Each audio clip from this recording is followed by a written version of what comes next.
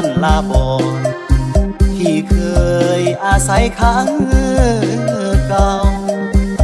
เที่ยงนาหลังน้อยพอสวยได้ให้ความบันเทาทุ่งนาป่าเขาถิ่นลำเนาป้อนเฮาจากลาเดินทางจากมาน้ำตาแทบจะไหลหลังได้ยินเสียงสั่งน้ำหลังเข้ากลับมาบ้านญาติมิตรพี่น้องของคอยเฮากลับถิ่นฐานเจ้าลาไกลบ้านไปเหตุงานอยู่ที่เมื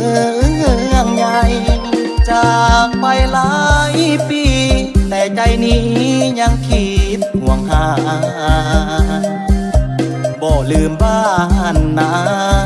คำสัญญาที่เคยว่าไว้เที่ยงนาหลังเก่าบ่อนเฮาเพิ่งพาอาศัยคิดมาน้ำตาจะไหลเป็นห่วงหลายเด็กคนทางบ้า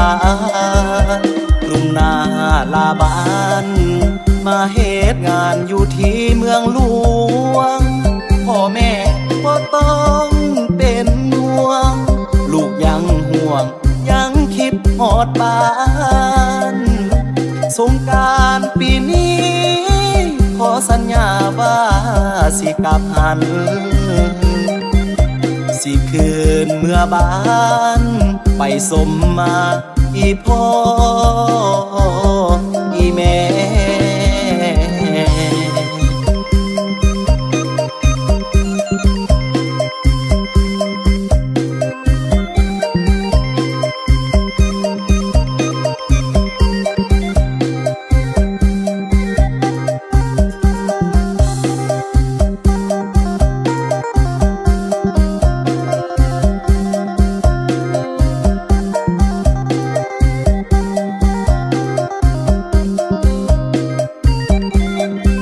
จากไปหลายปี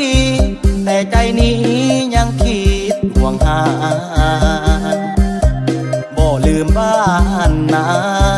คำสัญญาที่เคยว่าไว้เที่ยงนาหลังเก่าบ่อนเฮาเพิ่งพาอาศัยคิดมาน้ำตาจะไหลเป็นห่วงหลายเด็กคนทางบ้านทุ่งนาลาบ้านมาเหตุงานอยู่ที่เมืองหลวงพ่อแม่บ่ต้องเป็นห่วง